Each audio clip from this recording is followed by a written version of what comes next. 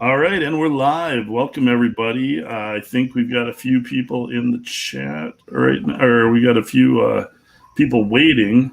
All right, and we're live. Welcome, everybody. Uh-oh, somebody's got theirs turned up. Yep, I got it. That's me. Right out of the gate. I told you. I did that. Nothing fancy. I did that for a special effect. I thought it'd be cool if I had right. that double echo going. But no, we're live. Thanks to everybody for coming in tonight. I haven't done a show in a while. It's been about a year, so we'll see if I remember how to pull this all together. But got Andy Smith here with his book First Man that just launched.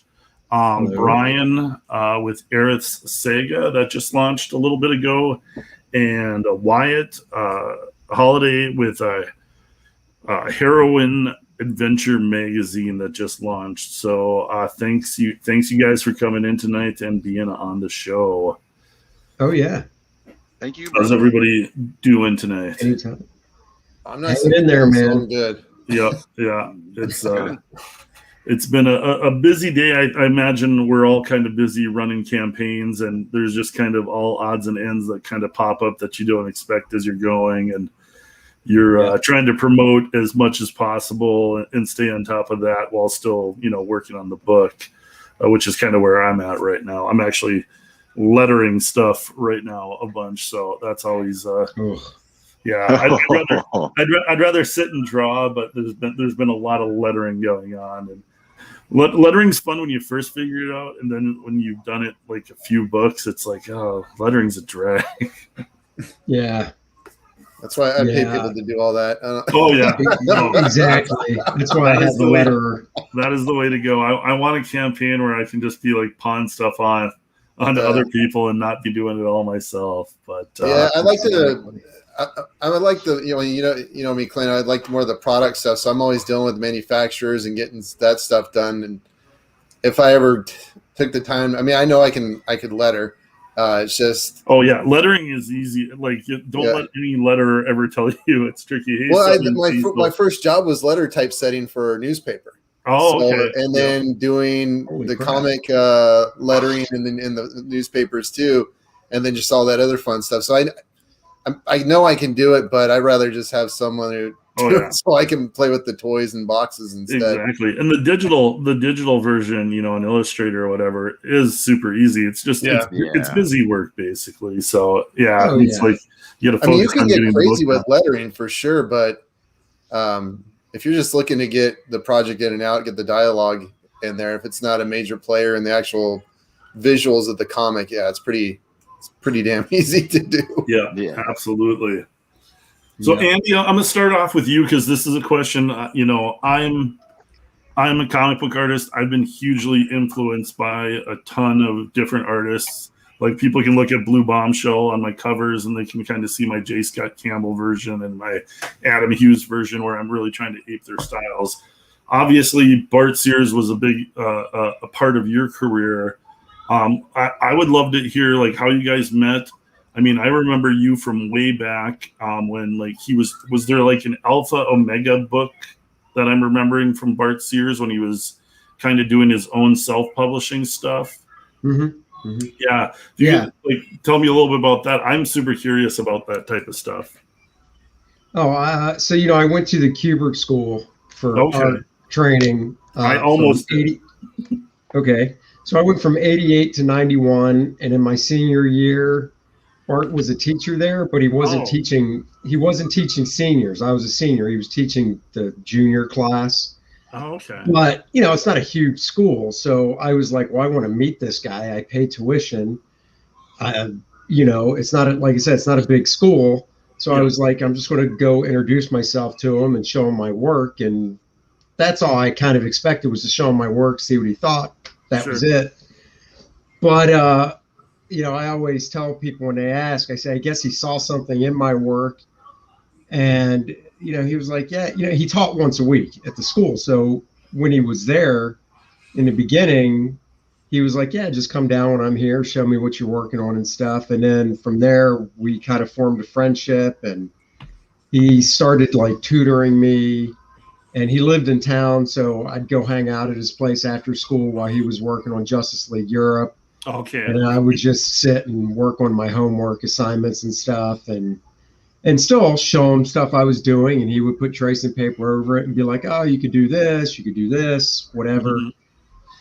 And in March, that was, so I met him in September when the school year started, and then in March of the next year, he was going up to DC to drop some pages off, and I was working on samples at the time, and I was going to graduate in May. And he's like, if you want to come up to DC with me, that's cool. And I'll see if I can introduce you to some editors and stuff. Oh, and awesome. you can show your work. So I was like, okay. So I went up there and met a few editors and showed them, showed the editors the work. And, I got critiqued and stuff. And they said, well, we like each editor was different, but their overall critiques were the same. But they say, they pointed out what they liked, pointed out stuff that needed improvement, and said, work up some new pages and come back in a couple weeks. And I'm a pretty literal guy. So, they said, come back in a couple weeks. I did. I went back up 2 weeks later when Bart went back up to take in more pages. And I talked to a couple of the same editors, and a couple of them were like, I'd give you something. I just don't have anything right now. Mm-hmm. Yeah. And then I met this other editor, and he said, he liked what he saw, and he gave me an inventory job to do. And that was my first gig for DC. And that's one of those, like, they'll have you do a full issue and they'll have it sit in a shelf, and they get on deadline crunch. They'll use that one to fill in a month spot. Yep. So it's a out of continuity story. It's just a one and done. They throw it in the drawer, and then, like you said, if they get into a deadline crunch, they can just go to the flat file. Yeah. This was, you got to remember, this was obviously before the internet. It was before people could get a previews catalog. So you really didn't know what the storylines were. Oh, yeah. The next month. It was kind of nice, actually, because there was no way to really get anything spoiled. Yeah, and the days before spoilers. Yeah, so back then, if a book was running late, they could just go to that drawer, pull out the inventory job, send that to the printer, and that would go out. And really, the only way people would know it wasn't supposed to be is if, say, the issue before said to be continued, and then for some reason this one and done comes out in the place of the continuation, whatever. Yeah. So I did, I drew that. Since it was an inventory job, and he did this on purpose, there was no real hard deadline. And he goes, look, because I told him, I said, well, I got like 6 weeks left of school, but if you need me to start it, I'll work it out. And he was like, no, I want you to finish school, keep in touch, with me. I'll let you know how the script's coming along, and once you graduate, I'll get you the script and paper, and you can start then. So just concentrate on finishing school. Yeah, I mean, that was really cool, because I would have really stressed out. I mean, look, I told Graham Nolan last night on his show that as bad as my memory can be, I can still vividly remember sitting down at my desk that first day, pulling out, the DC paper, and just kind of sitting there and just like trying not to have an anxiety attack. Yeah. Starting on that first page of that job. I only ever did one thing at DC, and I remember them sending me the paper, and I remember that exact feeling of sitting down, and I'm like, well, now what? It's like, it's a lot of pressure. It was a lot of pressure, and I got through it and stuff, and it was funny. I came to find out, I always joke about this stuff, I'm an open book. I came to find out like 6 years later, it was about 6 years later, that I actually do have anxiety. So, I got my doctor put me on some meds to control my anxiety, which I still take. God bless pharmaceuticals, man. Dude, I tell you what. I'm right there with you. That medicine does wonders. Yeah.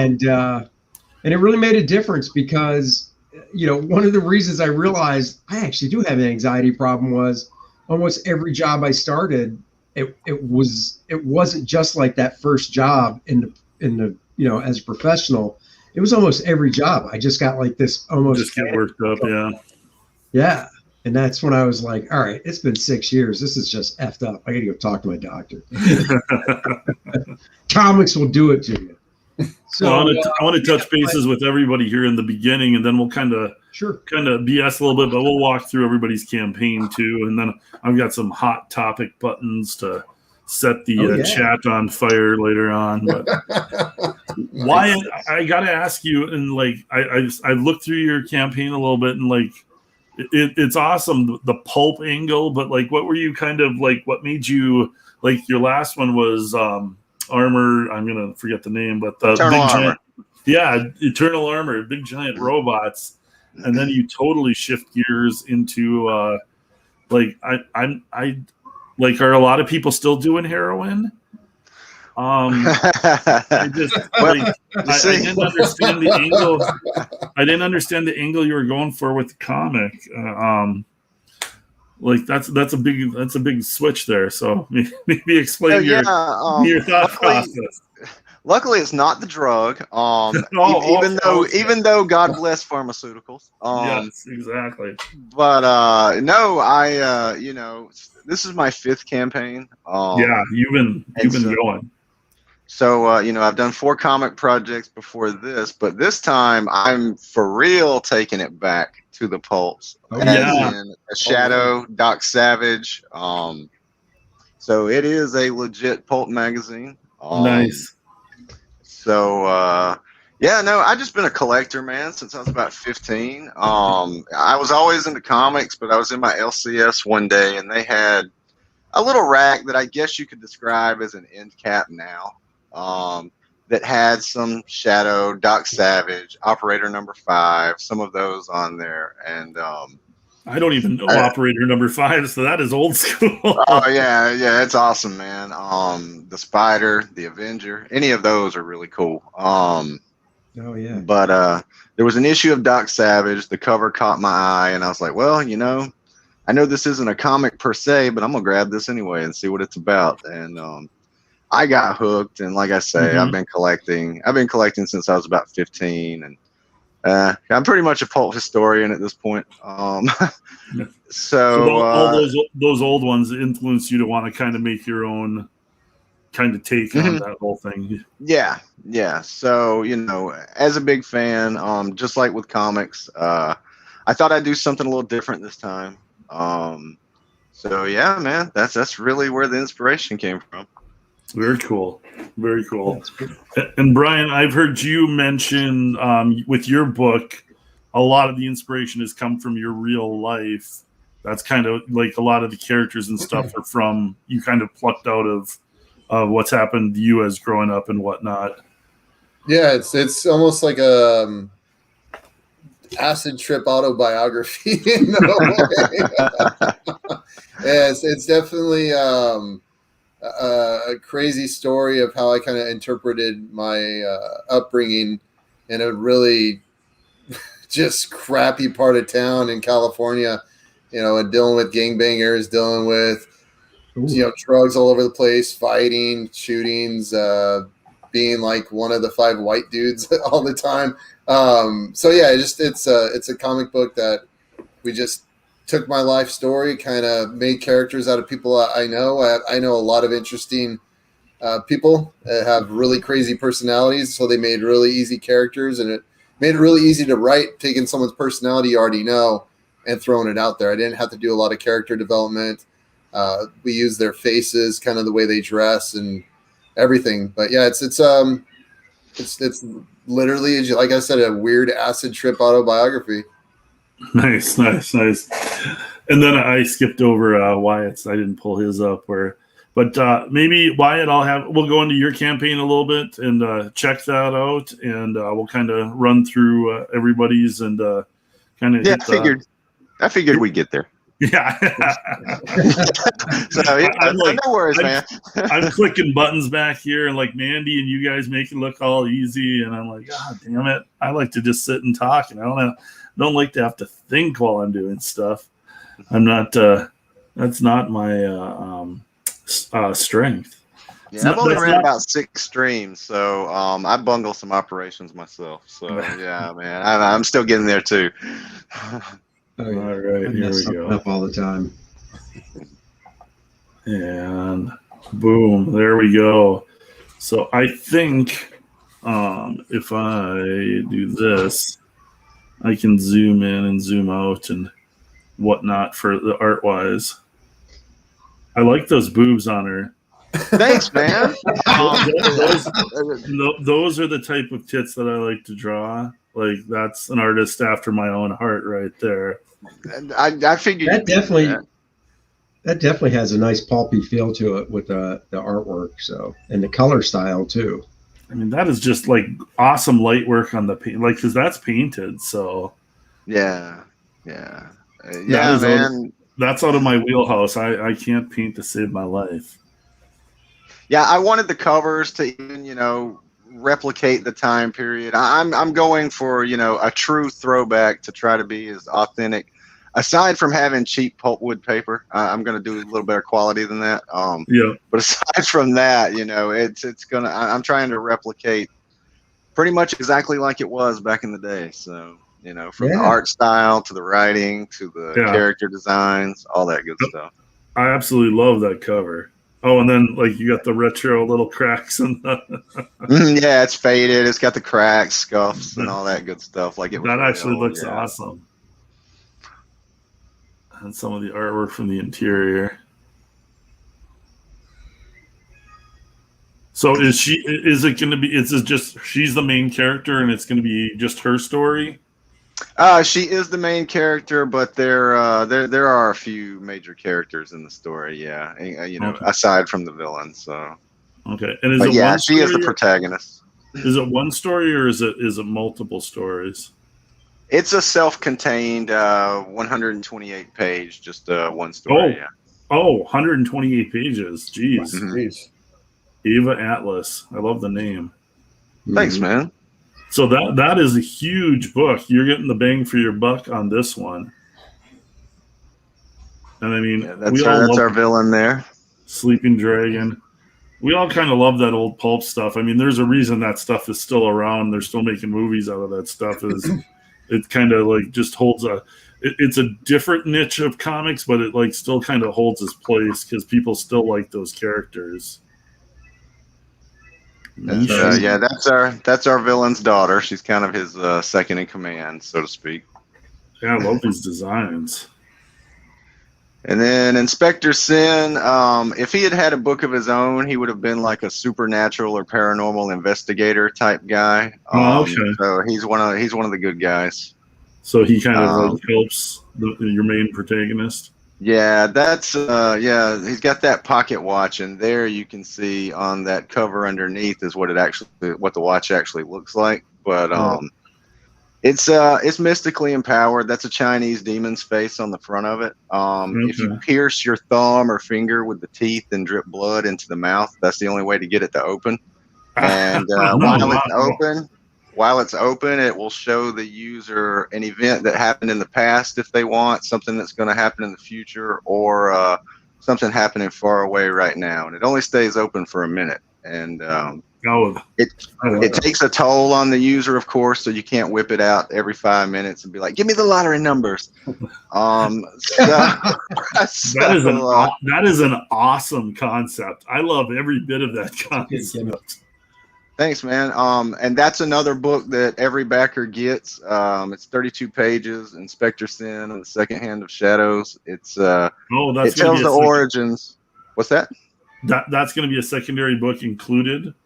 Yeah, every backer gets that as well. Oh, wow. And that's awesome. It tells the story of how he came to obtain the watch. So it takes place before the actual magazine story. And you can either read it first or read it last. It doesn't really matter. So your main pulp book is going to be 128 pages, and then everybody gets an additional Inspector Sin book with it? Correct. So that's a ton of material. that is awesome. Nice. Yeah, man. Yeah, I tried to not get too crazy because, on Eternal Armor, I had the lunchbox and all kinds of whacked out stuff. And, I tried not to get too crazy, but I still wanted there to be a lot of cool stuff. Oh, yeah. a lot of cool material. That is another book you can get that comes with our big campaign, with the big perk. I mean, it's the adventure guide, which is right before that image. It's going to have all the artwork from the magazine, character designs, notes, probably some of my crappy sketches, because I do design the characters, but it takes a good artist to make it look cool. So yeah, that's just a companion. That's a cool companion book that you can get with That's big cool. perk, And or you can get it as an add-on. And then everything can come in this collector's case, I'm guessing, in one of the tiers. Correct. That's Yeah. nice Our big perk, our featured perk, yeah, it's the collector's case, and all this stuff is going to come in it. Nice. If you've ever backed one of Mark Holton's campaigns, it's the same kind of case. It's the magnetic closure, got the folder inside, everything will be in there. Those have seemed really, like Mark ran that with Sea Dog, and those have seemed really popular with the fans to get that whole kind of collector's case. You get all the books and all the variants and whatnot. Yeah, it's been really popular on this campaign. So, you're going to get cover A and B. You'll get the adventure guide, the Inspector Sin book. That's going to be a double-sided bookmark, logo on one side, artwork on the other. That's what I call the Adventure Society membership card. I'm a big Captain Marvel, like the original Captain Marvel. Shazam. Sure. I'm a big fan, especially the Golden Age stuff. Oh yeah. And they would have those Captain Marvel Club membership cards you get, and it's like, you're gonna help Captain Marvel defeat evil and such, and it's pretty much like that. There's a place to sign your name there. On the back, it's gonna have a secret code that you can use to decipher coded messages and things like that are in the magazine, and probably some tweets I'll even make with coded messages that may be able to send backers to cool places. That's a ton of fun stuff, though. I mean, just as a fan of all that. I thought it'd be a fun extra. No, absolutely. They'll get the 4 character prints there of the 4 major characters. Those look great. And then we've got some fired off trading cards with art by Shelby Robertson. You got Shelby on your cards. Wow, those look great. So it's actually a set of 5. Yeah, Shelby's awesome, dude. He nailed it, dude. It's the 4 major characters again. You do get the 5th secret mystery card. You'll get to see what that is when it arrives. So it's a set of 5, and then you don't get the typewriter. But I was gonna say, shipping would be a bitch on that. Oh, dude, especially if you had to send it international. Imagine that. $558 shipping. So you don't get the typewriter, but for my birthday, someone got me a vintage 1940 Underwood. It's in perfect working condition. It's beautiful. Has a brand new ribbon. Everything works. Even the shift lock works. And what I will be doing is using it to actually make TypeScript pages, which is the story transcribed from the magazine itself, and each page is unique, individual. There's only one page 1, there's only one page 2, and I'll sign it, and that's a unique thing that will also come in the case. So that is a super fun idea. I love that. Are you going to try and use a different type of paper rather than just regular white typing paper, or yeah.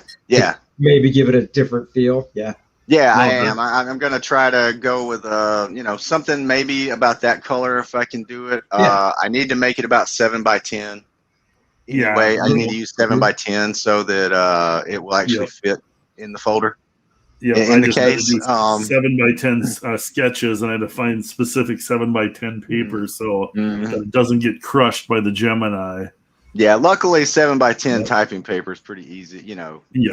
The paper to work with like that is pretty easy to find. Maybe not necessarily for art, but for typing, printing, things like that. That's just the list of all the details of everything you get there. And I want to see if we. I can't zoom in to see what's written on there. If you've written anything already, it's just a mock-up. It's not gonna say anything intelligible. And then right here, this shows everybody Wyatt's put out a bunch of books and delivered on all of them. So Wyatt's got a great history of delivering his stuff on time. So you're not there's a lot of complaints from backers of waiting on projects. So Wyatt's got an awesome track record. Yeah, I've done stuff. Yeah, like I say, this is my 5th campaign. So nice. Yeah, if people were pissed off, you'd have heard by now. So I kept the perks simple. There's only 4. You can either get cover A with the Inspector Sin book. Well, if you want to go, all people need to know is go for the $100, get everything. Like, look at all that stuff you're getting in there. You can get cover A with the extra book, cover B, or you can get both covers. That's or the Big Daddy there, and that's all the perks. So I do have a pretty sweet trailer though. Oh yeah, let's zoom in and check that out. Here we go. Proud of it. Hopefully I'm sharing audio. I don't hear it. I don't believe you are. Oh, there it is. Enhanced bone and muscle density, has trained her entire life to protect the world as a veritable pulp superwoman. A sinister mastermind, shrouded in myth, rises from the shadows, along with his faceless fanatics, threaten everything she holds dear. Aided by an occult investigator who defeated the villain once before, using a mysterious pocket watch powered by blood. Ava must uncover dark designs before a clawed hand grips the globe. In the world's first ever pulp heroines magazine. Nice.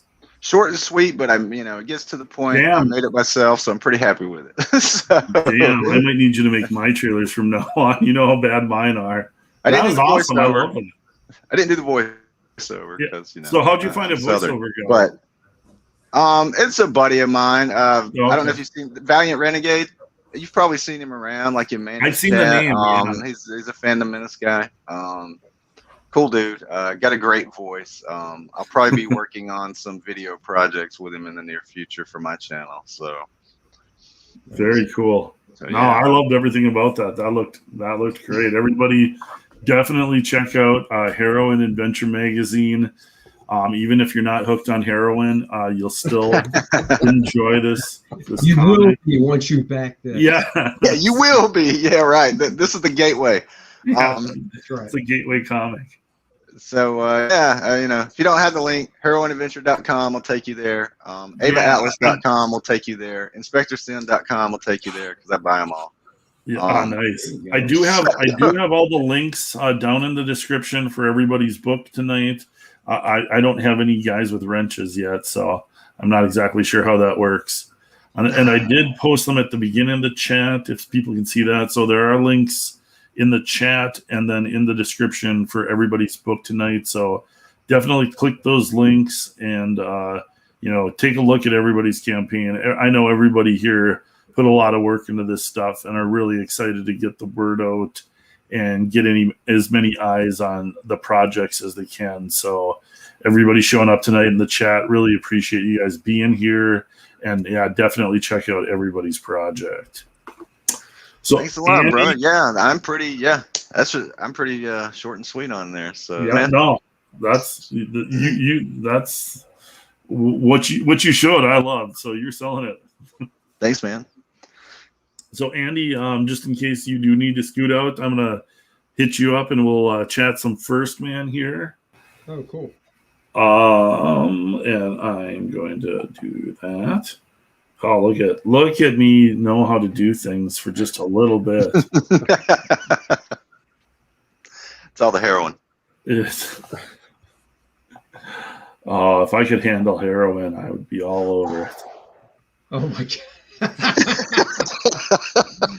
I could probably heroin would probably get me nice off of my ass. Heroin would probably be good for me because I'd be one of those people that got off his ass and accomplished something with his life. And it might just take heroin, but that's for probably another stream and not tonight's. There we go. First Man. There it is. So you had an awesome launch. I watched you on Ethan's stream, and I think you plowed through 10 grand in the first day. People are excited about this, and this is actually your the sequel to your first Man book. Yes, it is. It's volume 2. So it sure is. Yeah, I mean, if you want to do the trailer first, we can do that. Absolutely. Let me click over there. Oops.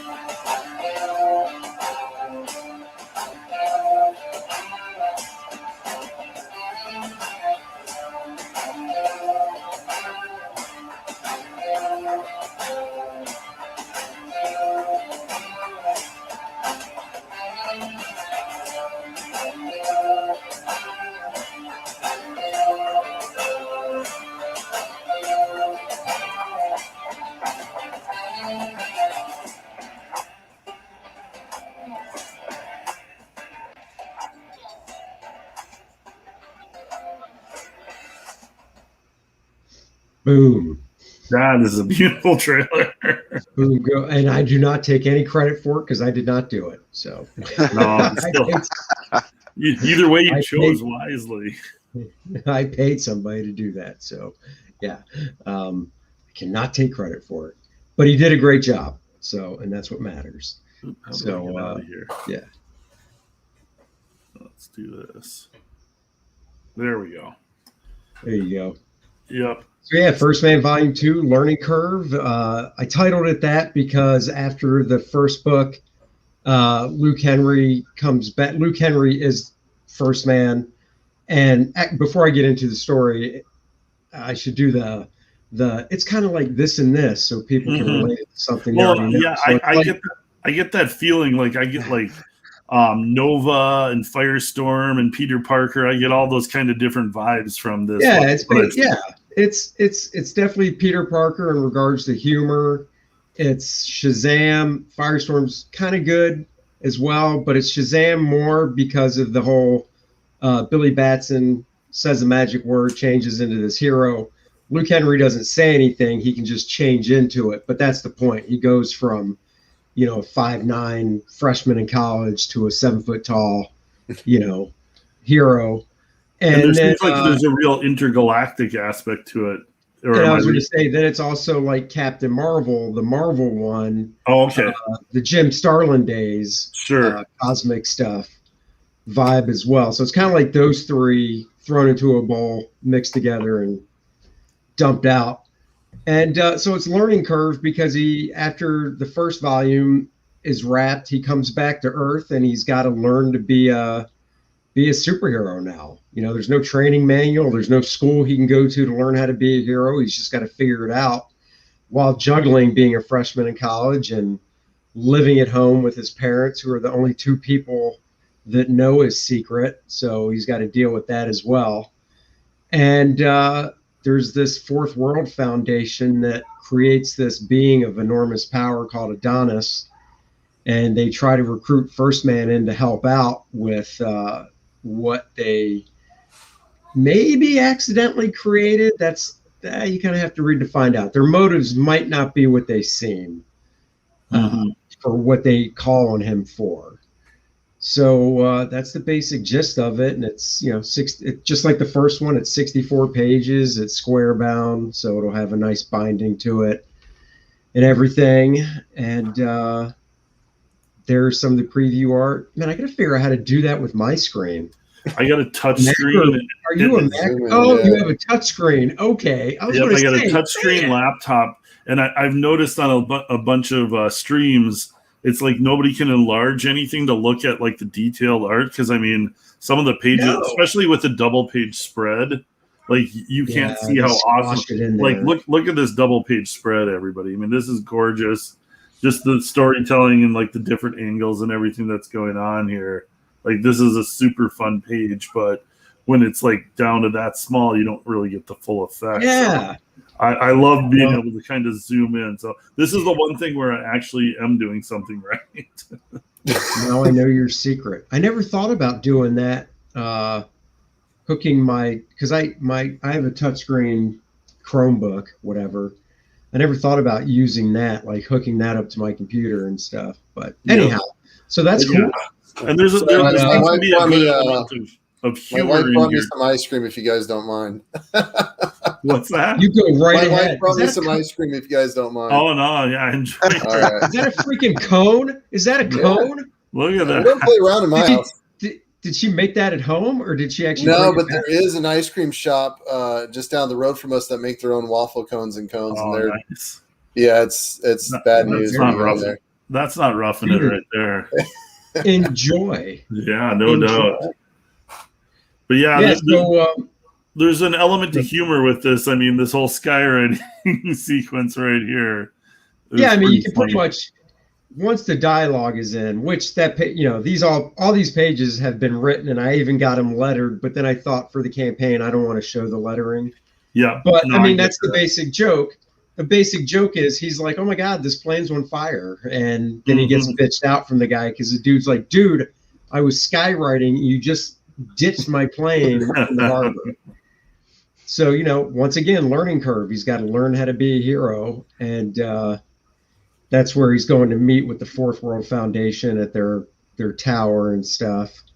No, I love your artwork. It's so clean and like so good at telling the story. I mean, like this is superhero 101. I mean, this is kind of what people expect from their superhero comics that I mean they don't really even get anymore. Thank you. It's this is a beautiful looking book. Love it. Thank you. I really appreciate it. Yeah. So. Go through your reward tiers here. Yeah, sure. The featured one is basically because the first campaign I closed down, so it's not in demand anymore. Yep. So if you missed out on the first one, you'd get the first book, the second book, the program book, which is the 40-page book that is kind of a behind-the-scenes making of First Man with sketches and layouts, and then I have guest artists where I show their take of drawing First Man. Yeah, your guest artist. Can you go through just a couple of like the known guest artists that you have? Well, the ones that are on the page are Adam Hughes, Brian Hitch, Alan Davis, George Perez, another drawing by Bart Sears. Inside the book is Kevin Nolan. You got like who's who of like the top artists of the last 20 years in your sketchbook. And I think it's funny. I got it. I'm pretty sure I was friends with Mike Rowingo for years before he passed. So I have one by Mike Rowingo in the book. Oh, very cool. So that's the program book, and then you also get the variant covers for volume 1 and 2 by Bart as well. And so the feature tier you get everything. That's everything. That's a lot of bang for your buck there. And like these featured tiers, like that's kind of where to go because you're getting everything. You're getting all the variants. You're getting all the collector's items. Like that's where the fans kind of want to jump on. And then obviously $25, you just get the main cover with that. Just get the main cover. You get my cover on the book. And then the one below it is the Bart's variant cover. Bart's variant. Yep. Very nice. And then, of course, you can get 1 and 2 if that's all you want. Volume 1 and 2. And then you can get both covers. Both variants, yours and Bart's. For volume 2 for that one. And then volume 3, or not volume 3, but the next tier is 1, 2, and the program book, just my covers. Did you do volume 1.2 because this is the second print of the first copy? It's not necessarily a second print, but I did, First Man did come out in 1997 through Image, but it's not, it wasn't this long at all. It was a third of this long. So I took what originally came out for volume 1 from the Image one and redid a lot of the art and had the whole thing recolored and rescripted. And then I added 32 I can't remember, 36 pages of art and story to it as well, because I want to finish off that original story that I told back then. Sure. So it's all new, it's basically all new stuff. Okay. And so I figure, 1.2, Yeah, no, that makes sense. Yeah. But I refer to it as one. Oh, and you got commissions too. Yeah, so if somebody wants a head sketch, which is the same size as the book, kind of like you said, so it fits in a Gemini mailer, 7x10 head sketch. You pick the character, so it's totally up to the backer. Oh, so you'll draw anybody? Yeah, it's totally up to the backer. Doesn't matter. Very cool. That's cool. Yeah, you get a big commission. And then same with the figure, same size, 7x10, because I want it to be able to fit. Yeah, because I drew it 7x10. I put it in its own bag and board, but it fits in a Gemini nicely. It's on standard Bristol board, Strathmore Bristol. Same thing. You pick the character. The backer picks whoever they want me to draw. And nice. A few claimed out of that. Nice. And then that one is the become a character got snapped up on the first day. I might have to talk to. Well, when I decided to do that as a tier, I did talk to I co-write the book with a good buddy of mine I've known for 30 years, Rob Snyder. And I told him, I said, look, this is going to be a tier, so we need to make sure there's a page in the book where somebody can be featured prominently in the foreground. Sure. You can definitely tell who it is, and looking on whatever's happening in the background. But I didn't realize it'd be snapped up that fast, to be honest. No, they do. We put, even though it's only our second issue, we put the same thing for $175 and it lasted a whole 5 minutes. It was like, what the hell? Oh, wow. People really enjoy it. If I would have known that, I would have put it for 300. Well, and that's the thing. Awesome. I was thinking about it earlier today, and I kind of came up with a page where I could do not just one head, like somebody in the foreground looking at the background, but I came up with a way where I could do probably 3 or 4 people, all good size, looking at something. So I might add a couple more just because why not? I mean, the be in the book things are always popular. And obviously with your art, you do a great job with likenesses. So it's you also get, they also get 4 copies of the book as well. So sure. Just that. They'll get 4 copies of the book so they can be like, look at me. Or I'll sign it for you.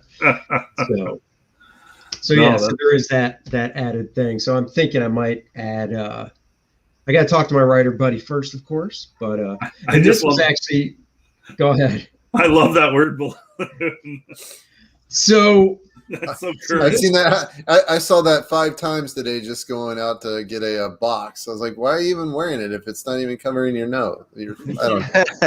Well, so this actually this is just what you want to shout at everybody. You dick, we're in a pandemic. This is the funny thing. This wasn't actually from First Man Volume 1. This is from the first book I did last year called Jungle Lords Ultra, a flip book. So the first half of the book is Jungle Lords, which is a story about this couple, kind of like Tarzan Jane in the jungle, whatever. And then you flip it because I want to be able to do a cover for each side. So you flip the book, and on the other side is Ultra, which Ultra is a pretty cocky, raunchy superhero I created. It's definitely, that book itself is basically an R-rated book compared to First Man. I've had a couple people ask. First Man is definitely PG. I hear the R-rated can be popular. I don't know. Yeah. So basically, he's looking out the window and he sees Ultra doing something, and Ultra has that mask like Captain America where this is open. Oh, okay. So he's just commenting. He's just commenting on Ultra's, the fact that Ultra, the superhero, has a mask covering everything but this. Yeah, so, really, Cap is not paying attention to the he's got the super soldier serum, so he doesn't care about anybody's health. It's like, come on, right. Cap. Think about the average guy here. Delta variant's going around, and Captain America doesn't give a shit. I know. Come on, where's your patriotism? Well, maybe Mandy's in the Cap house. already had it. Hello. If Cap already had it, he might have the antibodies. Yeah, that's the That's thing. right. We need some of that Captain America blood. So That's right. So yeah, No, so this there looks- that's it. Yeah. So if you keep scrolling, you'll see some more stuff. I always do the parody ad. So that's right. parody I ad is did up. see the parody ad. I love it. There's Bart's cover, of course. Any of the Yeah, so retro I- stuff.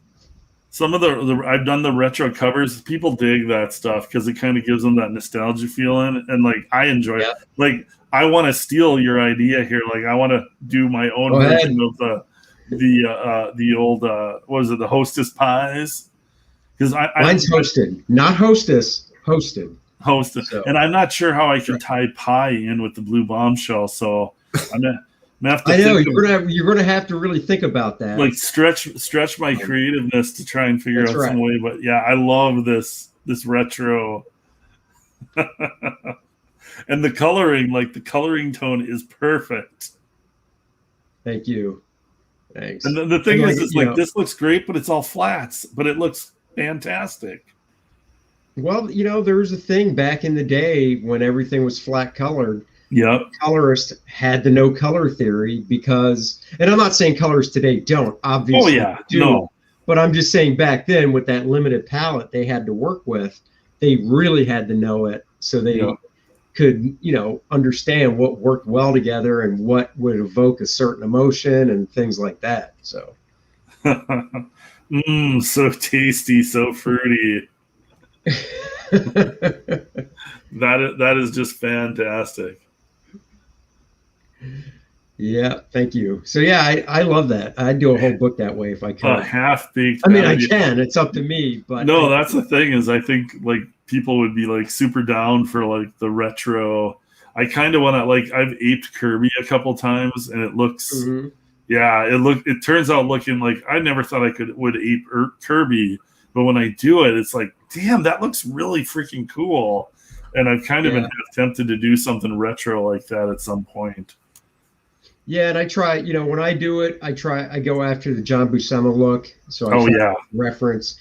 Obviously, so basically whenever I do this stuff, I draw it without really looking at anything.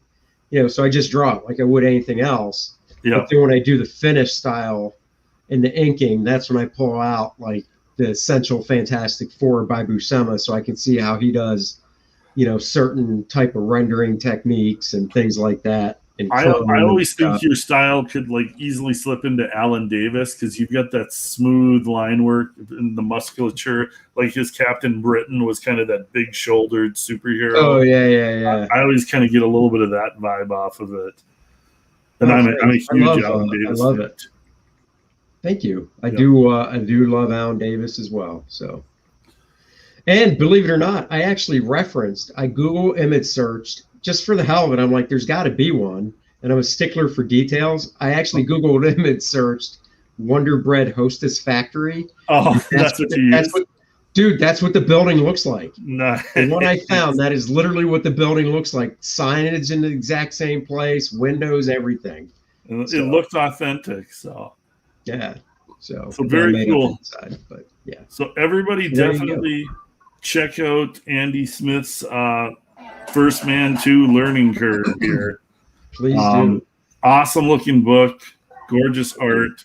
You can still get books 1 and 2, so you can get the whole story. And I mean, like this is the type of superhero stuff that we all grew up on. And they're self-contained stories, so I don't want anybody to think like, oh, if I just get 2, I'm missing out on something. They are self-contained stories. There's a slight subplot, obviously, that goes through, but for all intents and purposes, beginning, middle, end, no to be continued. So nice. But you should still definitely, if you haven't gotten the first one, get 1 and 2. Oh yeah, if you haven't gotten the first one, you'll definitely learn. You'll learn things for sure that won't be covered in the second one for sure. Absolutely. Yeah. All right, we got Saint Ravage in the house. We got Southern Cecil in the house. Mandy popped in for a second. I know she's got one of her little ones' birthdays, so that was awfully nice of Mandy to pop in here. And thanks everybody in the chat for showing up and hanging out. I don't do these shows very often, but I'm going to try and start doing it more often. I've got one planned for next week.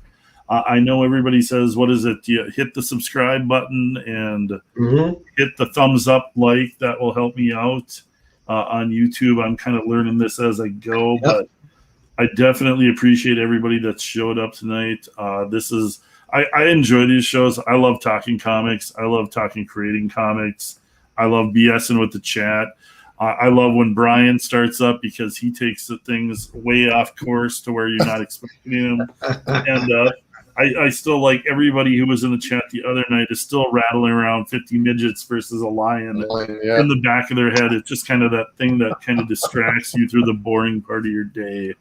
So, Brian, I'm going to switch over to your campaign and let's take a look through that. I love the concept. I love what you're doing with it. Like, you got that 80s kind of neon punk vibe going on that it's got a great vibe to it. As the kids would say now, it's all about vibing. Oh, is that it? Oh, boy. That's what they say. Like, as an old guy, as an old guy now, I love making fun of, like, you know, anybody under 20s vernacular. And then I think, like, I used to say dude and bro all the time when Bill and Ted's came out. Come on now. I still say dude and bro. No, I know. What are you talking about? I call my kids doing dude and bro. Dude and bro never went away, and neither did Bill and Ted, apparently. Yeah. I don't think I ever stopped. Yeah. Yeah. I don't think anybody thinks Keanu is immortal anymore, though, because he looks a little bit old in that. Yeah. No, even my 7-year-old, when she's trying to, like, get people listening to, she's like, bro. Like, oh, that's awesome. Yeah. Bro. That Bro will so get funny. your attention. So, Aerith, tape 2. Yes, sir. I love, like, I want to hear a little bit about your because you. What is the official, like, title? You said your history is from product production.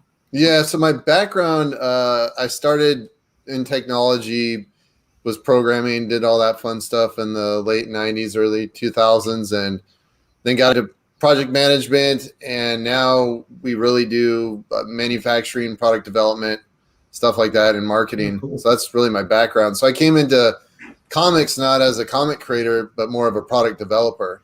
So I become a little bit different than just trying to create the comic itself, but the full experience and, you know, from the packaging to everything that we possibly can do to just kind of up that whole experience with comic books, not just an awesome story and artwork, but, you know, we got the gold foil, you know, just even on the cover. Like, you know, we're already doing the gold foil logos with all the embossing on the different parts of the comic book. So let me see if I can pull this off and put you full screen. Yeah, let's see here. How do I do it? I think you just click my thing. Oh yeah, look at me. So proud of myself. It's got the, I don't know if it's going to glisten or not, but yeah, it's got the embossed gold foil, and there's a lot of different parts that are embossed in here. You know, we got the perfect cover. And what we do is once we get 12 pages, we already get print proof, so we can see if we need to change any saturation on colors, if anything's muted or not. So before we wait for the 48 pages to get print and then get a proof, we already have a proof right out the bat. So while we're designing, we know if there's going to be mistakes during pre-production. So we save a lot of time, but that's also coming. That's what us product managers do. So we try to pad as much as possible. So the $250 to get a proof could save you. I mean, God forbid we bought 2,000 copies of a book and they were just horrible. Sure. I mean, that's a bigger problem than $250. So yeah, we're just trying to up the presentation part of indie comics. Yeah, I've been blown away every time you've shown, like, what you're doing with your books, what you're doing with the packaging, like all the extras that you've got on there. Like, I'm like super jealous. I look at it, I'm like, holy crap, somebody knows what the hell they're doing here.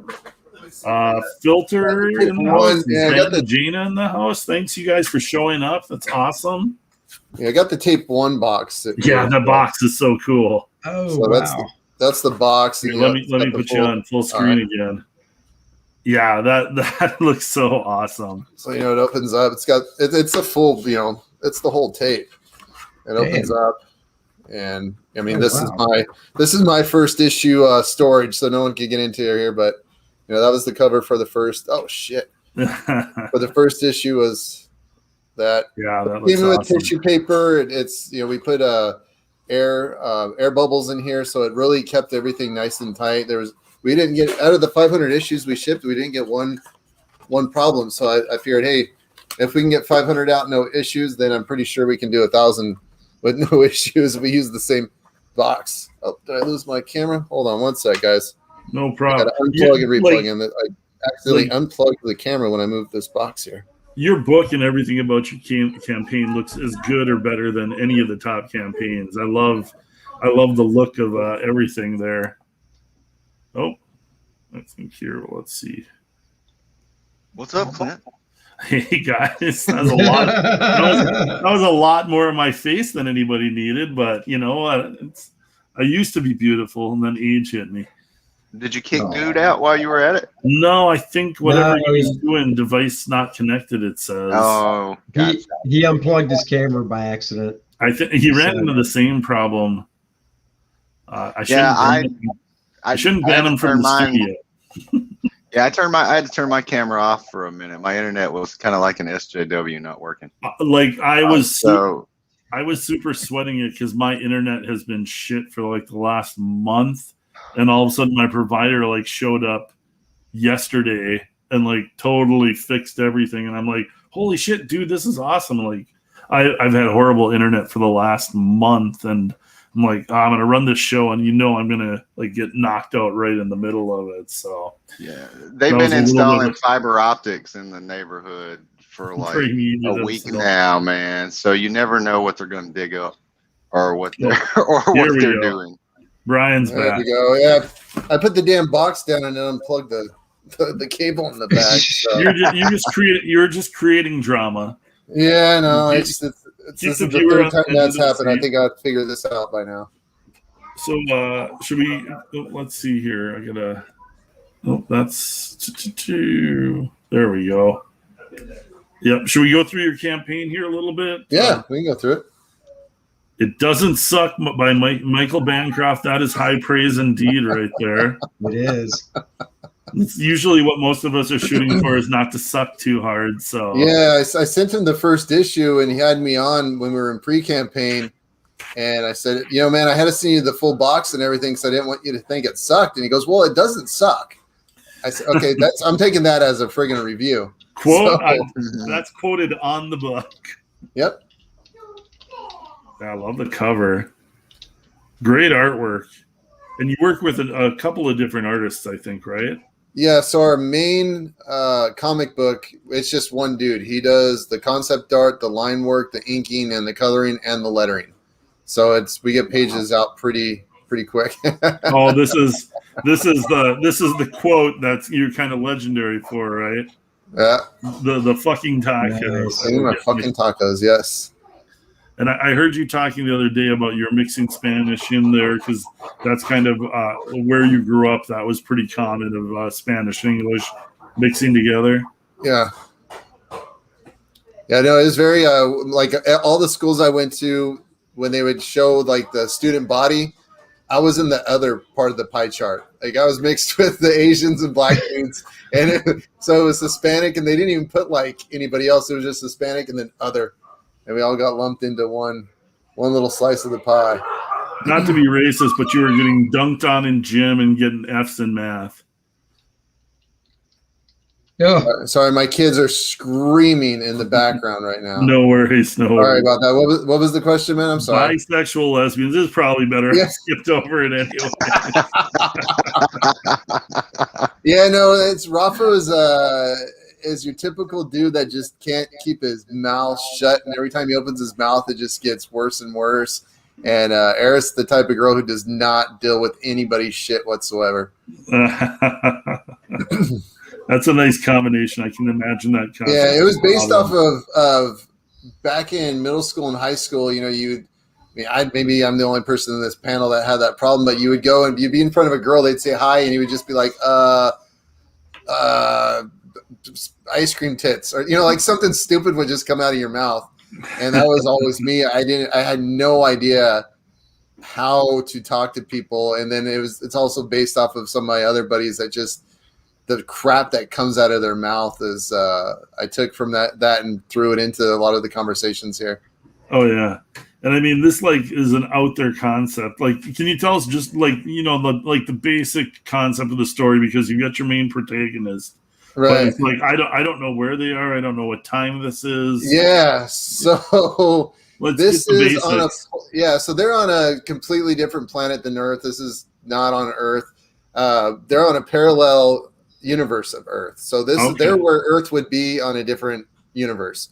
They have the ability through this machine called the glitch to pull transmissions from Earth, but only from 1986 to 1992. The funny thing is the transmissions that they get, it's used as propaganda to control citizens to make them think that these rock stars and movie stars are actual real stories. So they treat our 80s rock stars and movie stars as gods. So they have temples, they have shrines, they have like the greatest god is Freddie Mercury. Like that is their greatest god. If you go down the second page to the left, like right there, you'll see. Oh, here we go. Yeah. So, it's the Hall of Champion Badasses. So you got Kurt Russell. There's nice. Axl Rose in the back. You have Cyndi Lauper, Blondie, and then you have I shouldn't say Blondie. God, what's her actual name? That was the name of the band. People are going to kill me. Oh, Debbie Harry. There you go. Thank you. And then Freddie Mercury is the end all be all of all the creation. We do have. You guys remember the movie Never Ending Story? Obviously, I mean everyone's got to know that. The part where Atreyu has to walk through the canyon. So we did the same thing, but on one side we have Freddie Mercury, and one side we have Kurt Russell. So there's this part where you got to prove your badassness, and to do that you have to walk through this canyon. And if you're good enough, they won't kill you, and if you're not cool, they shoot lasers at you and vaporize you. So this whole world is just trippy. So you have two main kind of factions that have a treaty. One is Home City, which is controlled by the creator. He's kind of been allowed by the emperor to develop this crazy town with no rules. And then outside you have the Cantilian Empire, which is they're obsessed with everyone has to have the same body tone, the same personality, stuff like that. But a treaty ends up getting broken. And that's where the Cantilian War. And within Home City, you have this character Mother, who is our main super villain that we go into later on in this book. I don't want to give too much away, but one of the artworks that I sent you on Twitter was one of the birthing chambers. And yeah, it gets a little dark. So this is then paired with every time we put out a tape, we're releasing a 12-page supplement issue, and that's worked on by different artists as well. And we have a couple of those teaser pages down below as well. Nice. Yeah, the artwork you sent me was gorgeous. So yeah, it's funny, and it's funny until shit hits the fan, and then this comic book goes in a weird direction, and the story is already written. We just been paneling it, and my artist is starting to look at me different now. Like, what did I agree to? I mean, today he's like, he asked me, do we have enough deformed babies in this panel? I'm like, weird question, but yeah, these are great deformed babies. We have enough deformed babies in this panel. Do you want me to put body parts of babies on the floor? Yeah, let's do that too. Why not? So the conversations have got really weird lately. So this is done by Esquivo. He's doing all the penciling. It's going to be inked Tiago, and then the coloring is going to be done by Steve Cannon. So this will be the 12-page supplement. Okay. And what we're wanting to do is all the supplements are going to be a way of featuring different artists. So every time we do a new supplement, it's going to be a different penciler, a different inker, a different colorist, just to kind of get it out there. And we're trying to find people who aren't really known to get them in on a paid job that's being published. So they get paid, they get to work with other artists, they're getting a published piece out there as well. Yeah, you got some really nice artists on the main book, and then these penciled pages. You showed me some of the inks today, and I mean, these finished pages looked absolutely gorgeous. Yeah, so you got some great artists working on the book. High concept, definitely, but like a fun story. Like these are characters like you look at them, you want to know what's going on, you want to learn more about what's going on with this story. It draws you in right away. Yeah, we just have fun with the dialogues. It's being written the way that I write, because with my dyslexia, it's really hard for me to write out full panels and all that crazy stuff. So I kind of do script movie writing, and that's allowed me to do the writing process a lot easier. And we found out with our artist, our main artist, he's just adapt to it. So it almost helps him out even more, because we're kind of trying to present this in a movie form in a way too. Sure. Yeah. Not necessarily so we can go pitch to anybody. It's just we want people to feel that they're reading a live action, movie. So that's why we have a lot of dialogue in here. Someone said it's like reading it's like if Tarantino made a comic book, because it's just constant shit talking. No matter what situation they're in, they're just constantly bickering at each other. And like with that type of writing, you really get to know the personalities of the characters. It kind of flushes them out a little bit more. Right. So, no, that's a good thing. And it allows us too, when we kind of flip the switch on the story, it allows more of a dramatic, emotional pull from the reader, because they know these characters are normally just tough asses, shit talking, and then when they go from there scared and confused and they don't have an idea of what to do, it kind of adds a little bit of sense of urgency and danger and darkness just through the personality switch in the characters. Absolutely.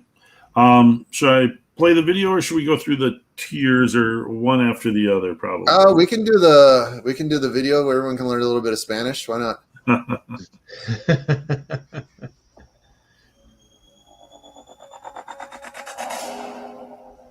I didn't ask for this. I never asked to be a killer. That is what she wanted. And she created such a monster that over time, I learned to enjoy it. I learned to revel in the hunt. I yearned for it.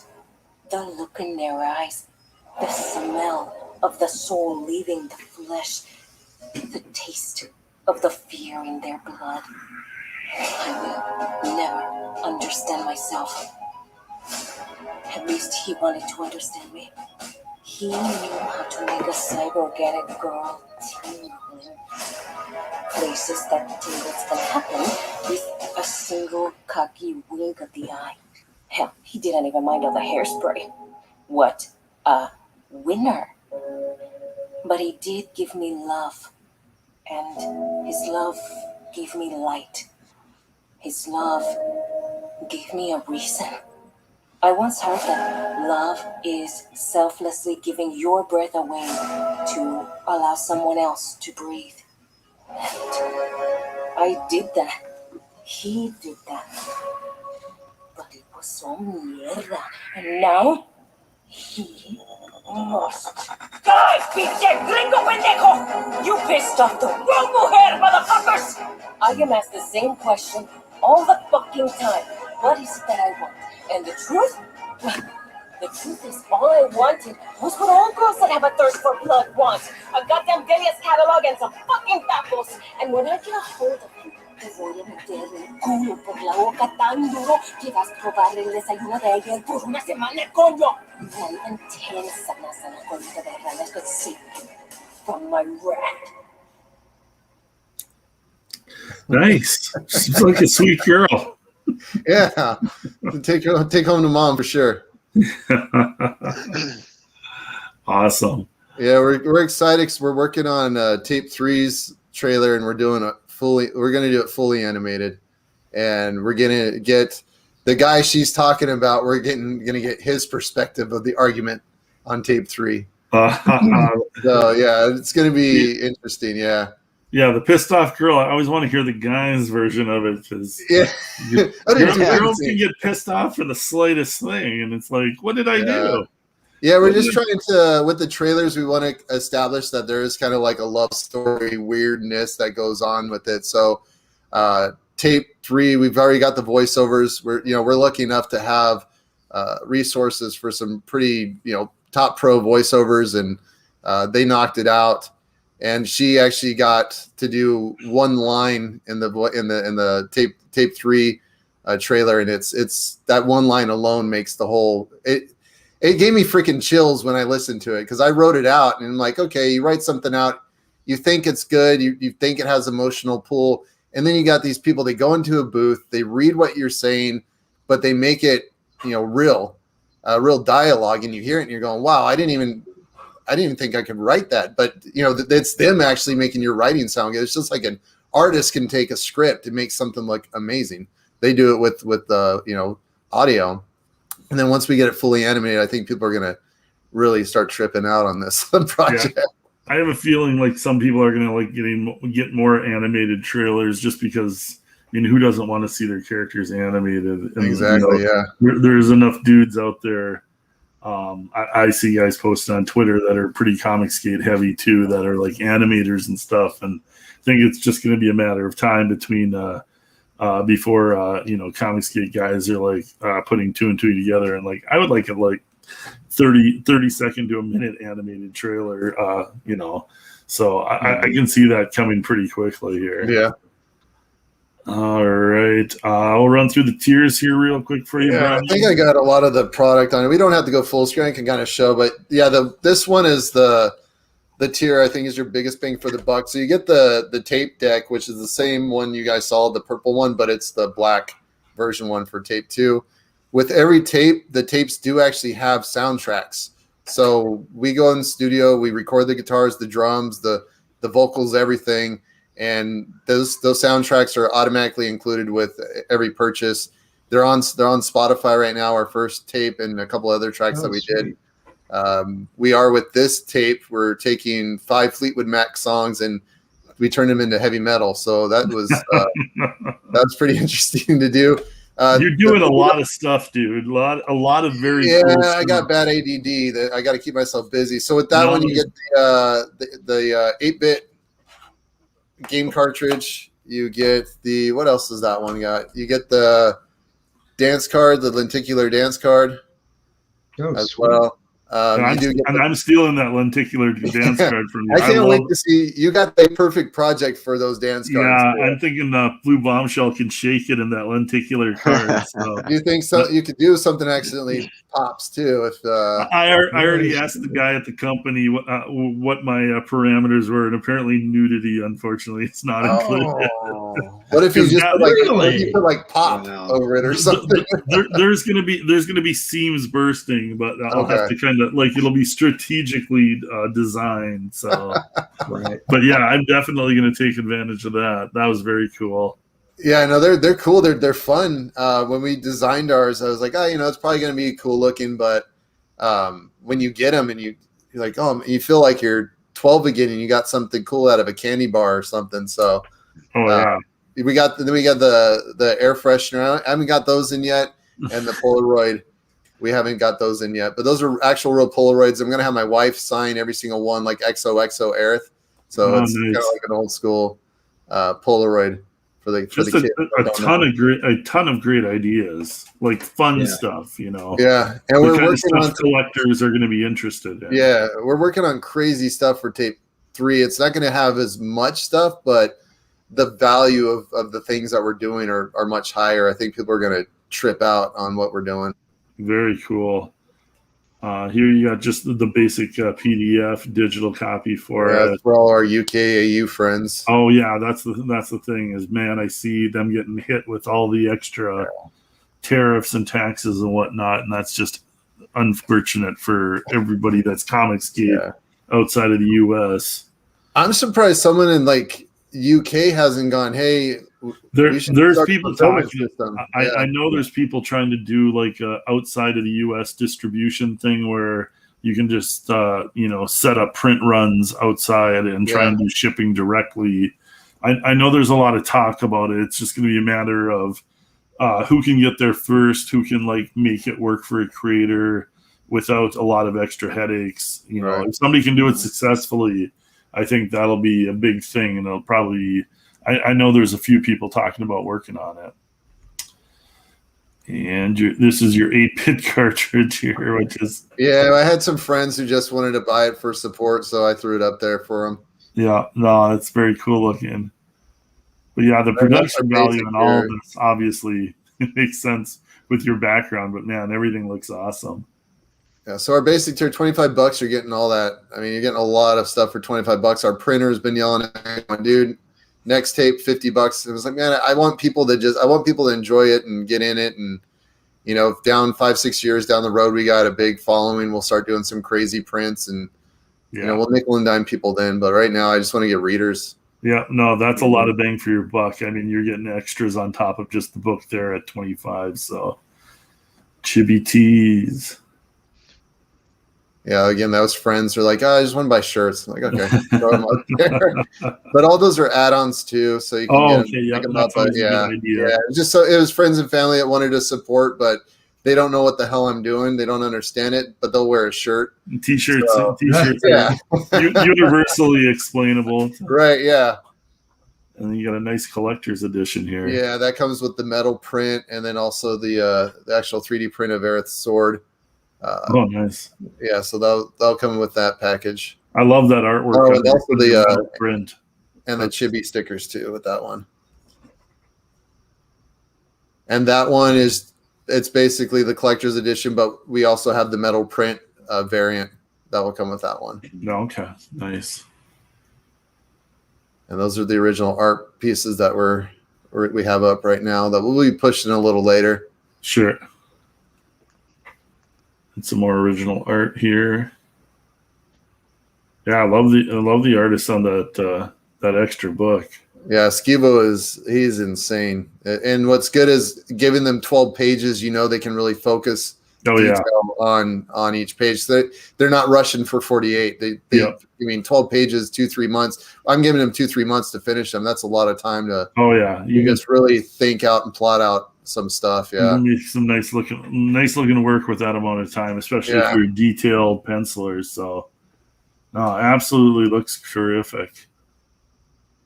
And over $7,000 now with 120 backers. That's awesome. Yeah, it was just 425 to go. We'll get we got tons of time to do it. Yep, absolutely. And this is your first 30 days now, or did you go? No, this is our second. Second 30 days. Okay. Yeah. So, yep. And, I figure if we can cover, you know, print and half of production costs, then we're good. We're gonna, you know, we'll eat the you know, whatever production costs that we have overhead. Because once we do with this, we put our original tape on our website. We sold all 500 copies, so I'm pretty sure whatever we have left from the campaign, we'll sell on our website. Yeah, so I'm not. Sure. We'll make a profit enough to do the cool little extra things that we're going to do for tape 3 and pay for the animation. No, awesome. That's a good business plan. Like you know what you're doing going into it. I mean, production wise, like I'm looking at stuff and I'm like, I didn't even know you could do that. Like I was proud of myself when I printed a book and I was like, holy crap, what have I managed to accomplish here? So like seeing what you're doing is awesome. I'm going to mute myself for a second because I might just sneeze. Yeah, the first time you're like, yeah. Right. Yeah, and that's what the first book I did. I was excited that we got it printed, and I went, well, I want more. I need more than just making a book. Yeah. No, and that's the thing is like it is so much fun doing these things. Like I've kind of enjoyed the whole process because I mean I love drawing. Any day I can make a buck drawing comics, I count that as a good day. But then like seeing the books come out, getting the box of freshly printed comics that your door to start shipping out, doing these YouTube shows, like meeting different creators and just kind of getting to talk about the whole creative process, picking everybody's brain, kind of like, you know, getting different ideas, but then just hearing their backstory of like, you know, what they love about comics, how you got into comics. Like I enjoy all of that. So to me, it's just been a lot of fun. And that's the main thing is just, I've been just trying to meet people and have fun. And like my buddy told me, he goes, man, my hobby costs me $10,000 a year. Your hobby's like paying for itself. That's a big difference here. And that's what I told my wife. I go, this is my hobby and it pays for itself. So I can be with my friends who are, you know, dump money on RC cars and drones and Oh yeah. hiking crap and climbing rocks and stuff and traveling. Yeah. And as long as I net zero and I can still keep pumping out content for fans, then that's all I care about. Absolutely. No doubt. No doubt.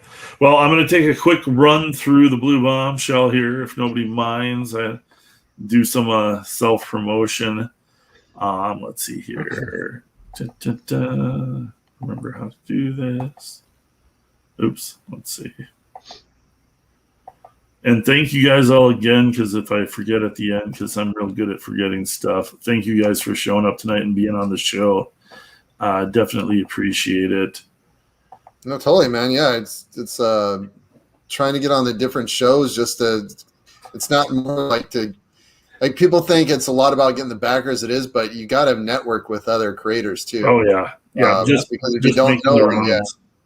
Like it's all beneficial, even in just ways you don't even see. Yep. Like networking. It's like going to a comic book convention and like meeting as many pros as you can. I just say with Comicsgate and with the YouTube shows, it's just one big online convention year round. Yep. It's like you're kind of like your Indiegogo page is your table at the booth. Going on the YouTube shows is your table to kind of like hang out and meet with the fans. You push your product a little bit, but sometimes you just, these shows end up being more fun when you just kind of get off topic and are like BSing about comics and what everybody's loves or what everybody's talking about currently, if there's a new show or new movie going. So to me, it kind of seems like that's just kind of what Comicsgate has become, is just a big online convention. Right. So the Blue Bombshell, I always describe it as a very subtle, very nuanced comic book about the plight of the female superhero. So a lot of people mistake me for an SJW because I am promoting a female lead. I am not an SJW. I am Comicsgate, even though, this chick is hotter than Captain Marvel. So, but it's this comic is exactly what it looks like it is. It's TNA, 48 pages all the way through. I'm not subtle. I'm trying to give the fans what they want. I know there's a lot of Comicsgate fans that like this kind of stuff. There's not a lot of it out there anymore just because of the climate we live in now. And I am fully prepared to take advantage of that gaping hole that's missing in comics and plugging it as fully as I can with the Blue Bombshell. So there you go. Here's the adult variant cover, another subtle comic drawing that I did, but will not be censored when it comes to print. I have announced that's the big deal this week is we hit 20 grand on Tuesday, nice. Which I was very stoked about. That's a very cool thing for me. I want to thank all the backers out there, but I have announced stretch goals now. So at 30 grand, we're going to have the hologram lenticular trading card. The idea I'm totally stealing from Brian with Aerith. I saw his card and I'm like, oh, I need to do that with Blue Bombshell. That would look very cool. So that's our 30K stretch goal. And then at 40K, if we can hit 40,000, everybody's going to get a bonus comic book, 24-page Sword Maidens. This is also an adult, not safe for work comic book. This is totally Conan, Red Sonja, Swords and Sorcery type comic book, and heavy on the TNA, obviously. Yeah. Some of the artwork for that, but this will fit in right nicely with the people that are enjoying Blue Bombshell. You're going to get your superhero babes and you're going to get your Swords and Sorcery babes if we can hit 40K. So just some more of the artwork. I've been posting a ton of it on Twitter. I think everybody's seen it. I'm just going to skip right to everybody's favorite, my hero and yours. There we go. Tromboner. I need to do another Tromboner cover. I've got one pictured in my mind. I just need to be able to take the time to sit down and draw it. But yeah, it's I've enjoyed the laughs that people have been getting online. I made Ethan laugh, so I was proud of that. So I think Ethan's a little uncomfortable with the nudity in the comic, but he has still promoted it, and I really do appreciate that from him. So yeah, that's the Blue Bombshell. Like Man, I'm gonna have to get you on tape 3 to get to do a retro variant for me, man. For sure. Yeah, I think people would eat it up. Yeah, I've really enjoyed the retro stuff, and it's really grabbed a lot of people's attention. So yeah, definitely AAT in there. Southern Cecil is what's the ETA for the TNA? And this book is finished. Our delivery date is December. I'm going to try and beat that, but this book will be coming out this year. People will have this book in their hands before the end of the year. I know there's a lot of backers that have gotten tired of stalled campaigns or campaigns not delivering as fast as they'd hope. I want to avoid all that. Pirate Queen is going to the printers right now. Yeah, I saw that. Mandy's going to be delivering on that. Mark delivered on Sea Dog and Codename Killswitch Book 1 like instantly. Mark's a delivery master. We are just wrapping up Sea Dog and Codename Killswitch 2 to go to the printers right now. Like I said, that's what I was lettering earlier. And like I said, all the artwork for the main Blue Bombshell book is done. So I'm looking to have a bunch of books delivered before the end of the year here. So I just want to let backers know about that. But yeah, Blue Bombshell, it's grabbed a lot of attention. I've been really happy with the way it's turned out, and it's just kind of fun to go out and listen, watch everybody either like uncomfortably laugh at a chuckle or just get a big belly laugh. Yeah, I had when I was you find out where people stand real quick, whether they're uncomfortable or not. On Commie Mark's show, you have to shill someone else's book before yours, so I shilled yours, and you could just everyone was like, huh, and it was interesting. Thanks for that, Brian. I'm gonna have to go and look. That's awesome. I focused a lot on the tromboner. Okay? Yeah. It was, so they're a little bit more. They're a little bit more proper over there. They probably didn't know. Yeah, they a lot of people in the chat never heard of this, but they got really excited. And I was just saying, how can you not love the tromboner and a pocket rocket?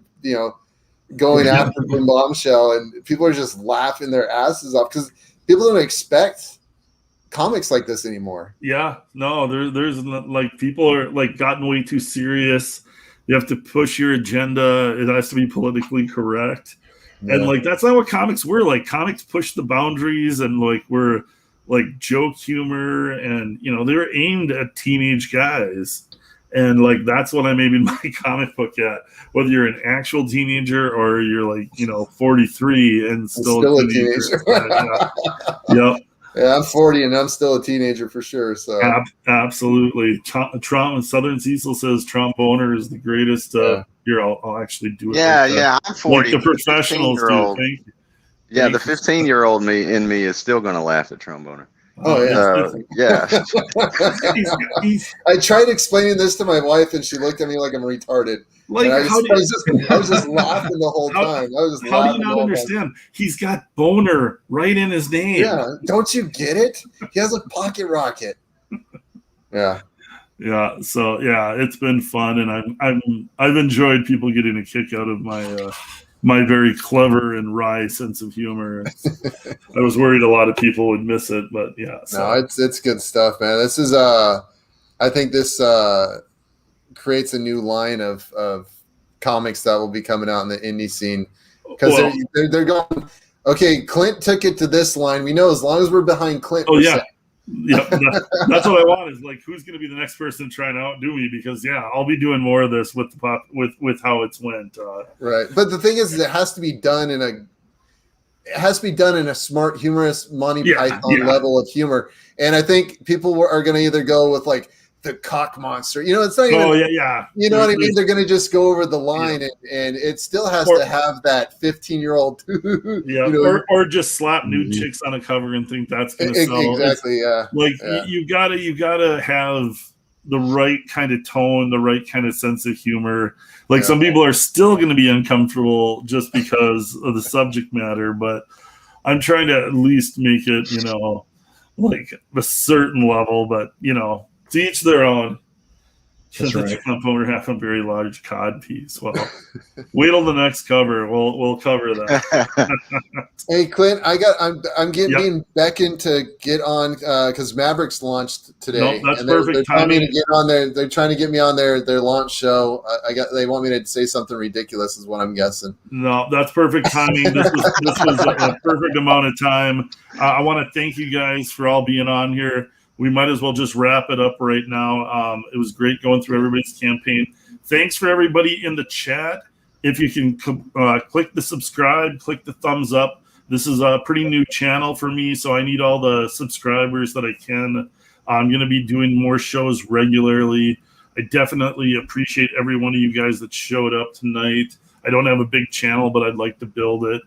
Next week, I'm going to be doing a live drawing and a live coloring with my colorist, and we're going to have kind of like a chill stream. I'm going to be doing some live drawing of some superhero characters. I think we're going to do Rogue and Storm in the Savage Land. So keep tuned for that for next week. And again, thanks to everybody for showing up. I think we'll wrap it up here so Brian can get going. And I think Awesome, I just guys. clicked the end broadcast button. We can wave to the chat. And good night, everybody. Bye-bye, everybody. Bye. Have a beautiful time. That's right.